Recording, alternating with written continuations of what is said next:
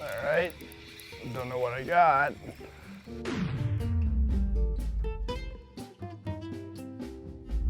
Oh, it might be a crappie though. And it's going round and round like it may be foul hooked. We're gonna bring him up here quick, and sure enough, that's a black crappie. And we know there's tons of these guys in the lake, guys. And last time we were here, we caught a pile of these guys.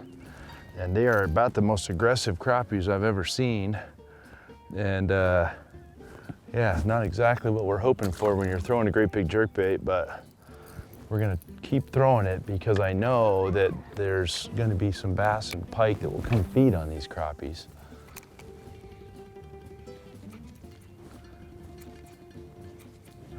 That would be my theory.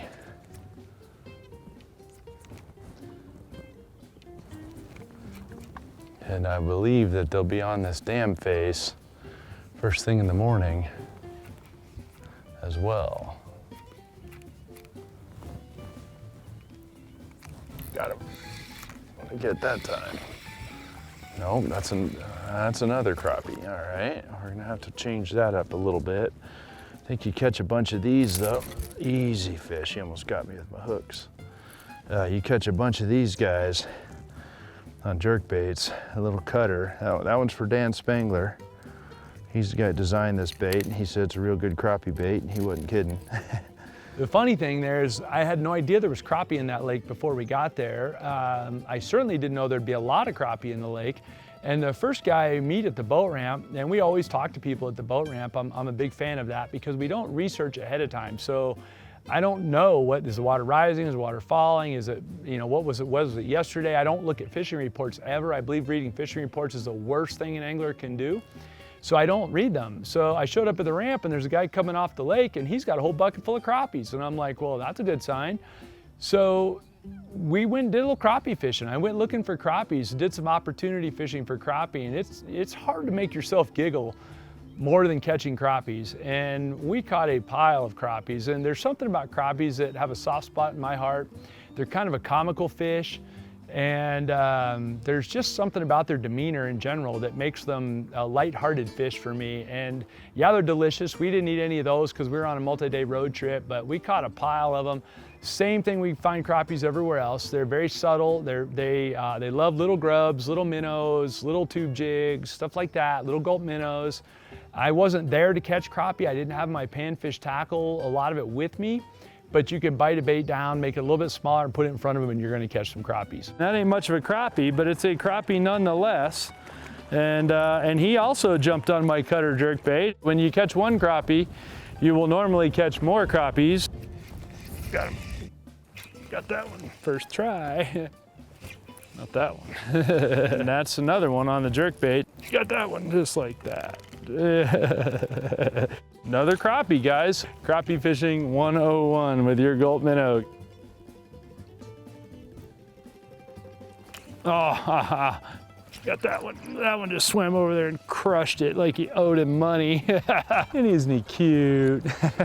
Yeah, another perfect crappie. If you look at them close, their colors change with the sun. Such a cool fish.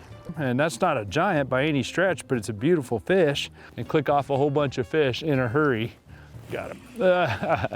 And the only reason I threw it over there, guys, is just because they hadn't seen it yet.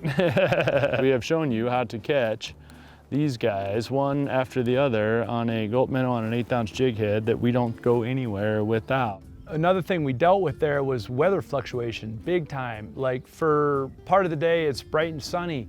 Then a front would blow through and we'd get heavy clouds and it'd rain and I'd be all in rain gear. We came back to the dam and dodged the storms and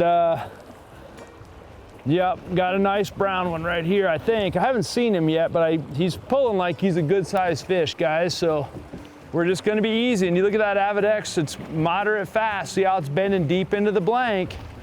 Oh yeah, big old brown one, or not a big one, but a real nice one. Looks like he's got a couple hooks in him, so I'm gonna net him just in case, because we don't wanna lose him. There we go. And he ain't giant, but considering what we've had, easy fish, considering what we've had for bites today, and considering that we've already had to dodge the rain once, we'll take it. Let me get him unhooked here and I'll show him to you. There's my war pig, and yeah, that ain't exactly a giant by any stretch, but it's a nice fish. We'll take him. And like I said, the way it's gone for us, they've been hard to come by today, and it's sometimes the timing. We knew it was going to be tough. Give him a kiss for good luck, because we got to travel now and back to the truck. And then 5 minutes later, the sun was back out and I'd strip everything back down and it'd be hot out again. So over the course of the 2 visits, we dealt with all kinds of weather, from hot and sunny and sweaty to cold and rainy and everywhere in between. We even had to duck a lightning storm at one point on the lake. So I think that speaks a little bit to Northeast Wyoming. It's a relatively volatile place in general weather-wise. And we ran the whole gamut. I mean, considering we fished a grand total of about 12 hours, not even that, probably more like 10 hours over 2 days, we saw the whole gamut of weather. And I think that also kept our fish a little bit less consistent than they would otherwise be. But the thing to be, the important thing as an angler is lots of rods on the deck, lots of baits to try, and just keep working at it. Stay diligent, keep grinding. When it's hot and sunny and in the middle of summer days, get the reaction baits out and go to town with them, knowing that you're going to get a couple of bites for sure. You'd say, oh, well, a finesse jig or something would be great, but the problem with that is that you need to know where there's fish. I can't cover a lot of water with it. Whereas if I get a reaction bait out, I can cover all kinds of water. So the lipless crankbait or the jerkbait or the topwater bait or the traditional crankbait, any of those will allow you to catch, or cover more water, I should say, and potentially catch more fish if they'll bite. Certainly when the wind was blowing, that's a very key thing. First throw on a little point over here, guys, and I didn't realize camera guy sat down for a quick second, and I made a throw without looking, and we stuck this little smallie. Now we just moved again to a completely different section of the lake, and we're just running around figuring it out. The crankbait hit the water, I yo-yoed it one time, and this guy smacked it. So now we're up to 3 species yo-yoing that crankbait. And that ain't a whole big giant smallmouth, especially when you look at the size of the war pig you just grabbed, right? But we've had smallmouth this small so far spit out bluegills that are at least the size of this crankbait. So we'll see what happens. And you can see the wind is battering right here. The water's pure mud, but they can find this crankbait without any problem. So we'll see what happens. He was right on this little shelf. My graph shows me, if the camera looks down, you can see there's a little shelf right there.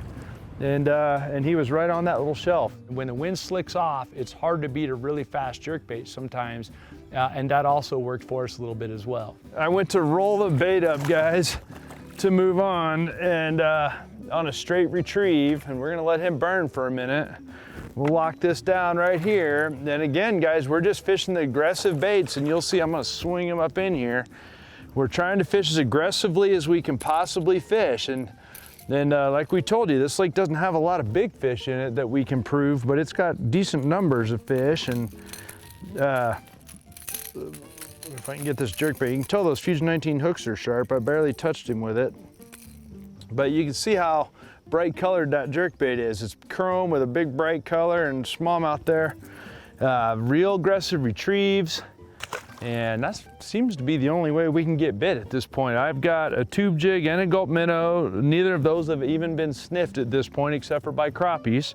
And topwater bait's been bit, jerk bait's been bit, and lipless crankbait's been bit. And that's it so far today. So we'll keep fishing around and see what happens. But again, we're on another main lake point, and we just keep mixing these up, and every now and then you get one. But we knew we were gonna be fishing the summer doldrums today.